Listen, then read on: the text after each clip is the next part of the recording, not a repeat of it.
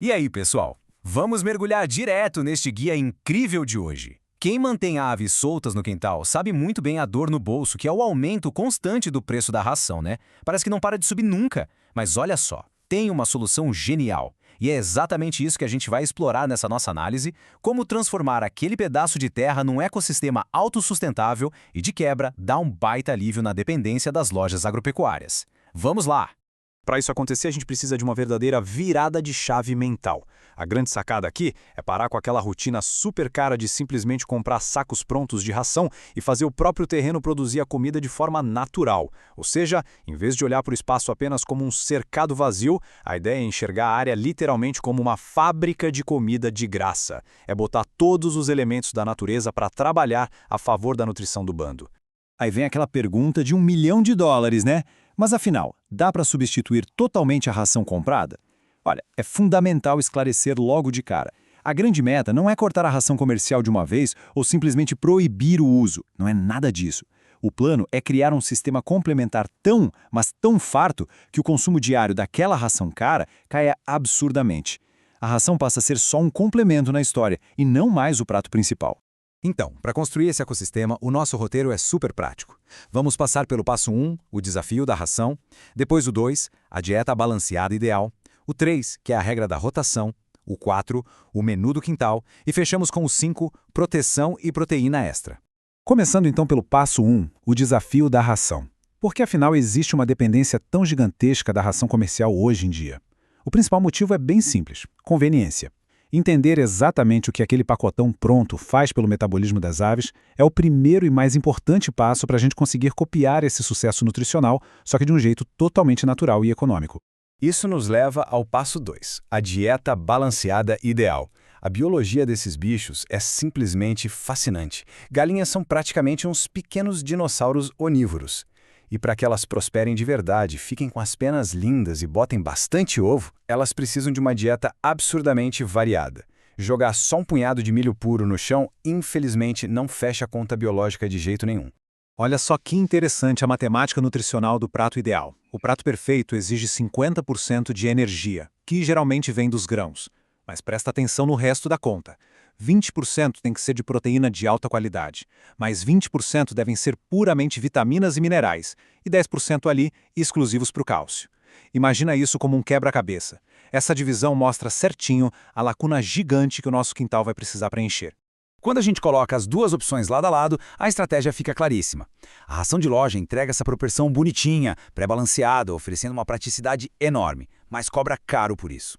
Do outro lado, entram as sobras limpas da cozinha, um arroz sem sal, uns talos e restos de vegetais.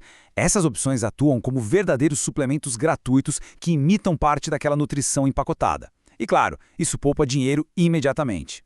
Beleza. Passo 3. A regra da rotação. Agora que já deu para sacar a exigência da dieta, a nossa próxima missão é dominar o espaço físico. Se um bando for deixado solto o tempo inteiro, sem nenhum tipo de controle, eles vão simplesmente devastar qualquer área verde e transformar o local em terra batida em questão de dias. Sabe como é? Por isso, aplicar uma técnica milenar de manejo não é luxo, é sobrevivência do sistema. E essa mágica do manejo acontece em 3 passos muito fáceis. Primeiro, a gente divide o espaço total em 3 ou 4 áreas menores, criando os famosos piquetes. Aí, a turma toda forrageia só no boxe A por uma semaninha. Quando a grama começar a baixar, a gente move todo mundo para o box P. É a dança das cadeiras. Esse rodízio garante que a terra do primeiro cercado tenha uma paz absoluta para descansar e brotar de novo, assegurando aquele verde fresquinho durante os 12 meses do ano. Certo, chegamos ao número 4, o menu do quintal. Com a rotação de espaço redondinha, a dúvida que logo vem à cabeça é: o que a gente planta nesses piquetes? A boa notícia é que existem umas super plantas muito rústicas e adaptáveis, capazes de transformar esses espaços num verdadeiro banquete de alto impacto. O pulo do gato aqui é alinhar cada planta à sua principal função nutricional. A Aurea pronobis, por exemplo, é a campeã indiscutível em proteína, crescendo super fácil em qualquer cerca. Tem a Moringa oleifera, a chamada árvore milagrosa, que é uma explosão pura de vitaminas, permitindo que a gente jogue galhos inteiros na terra. A bananeira resolve de vez a hidratação e as fibras, usando só troncos e folhas picadas. E para dar aquele gás na energia, grãos de cultivo rápido, como sorgo e milheto, completam o cardápio maravilhosamente. Mas, gente, olha com atenção para a força da Ora Pro Nobis. Sério, ela apresenta inacreditáveis 25% de concentração de proteína. 25% é literalmente uma bomba proteica.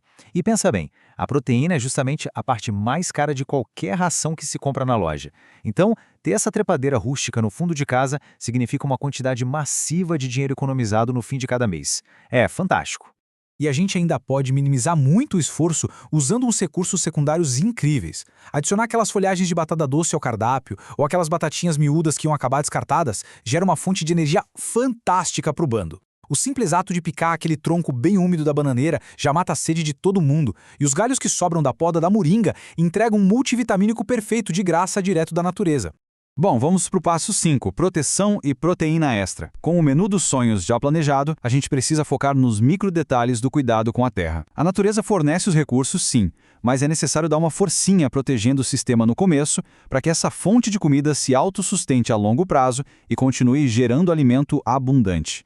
E quem cria galinha sabe, mudinha nova não tem a menor chance contra bicos rápidos e famintos. É covardia. Então, fica bem óbvio que o uso de telas baixinhas em volta das plantas ou uns canteiros levemente mais altos é absolutamente crítico no começo.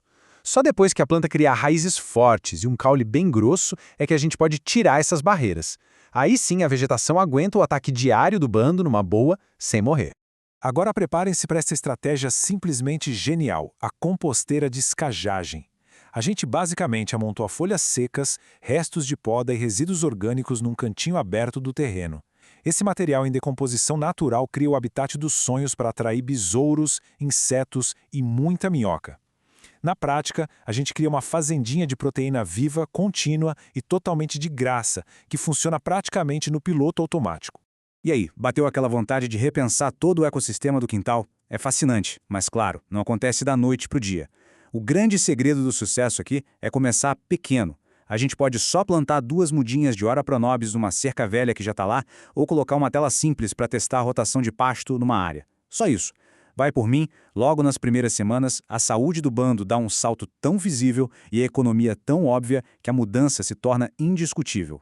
Tudo isso deixa a gente pensando no baita potencial inexplorado que os quintais têm, não é mesmo? Continuar enxergando um terreno só como um cercado de terra batida é um desperdício gigante. Transformar o espaço numa verdadeira fábrica biológica dá um alívio colossal no orçamento, corta a dependência absurda das lojas e aproxima as aves de um estado muito mais forte e saudável.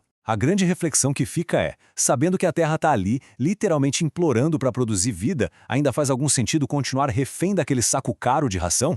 Fica a dica para quem quiser começar hoje mesmo.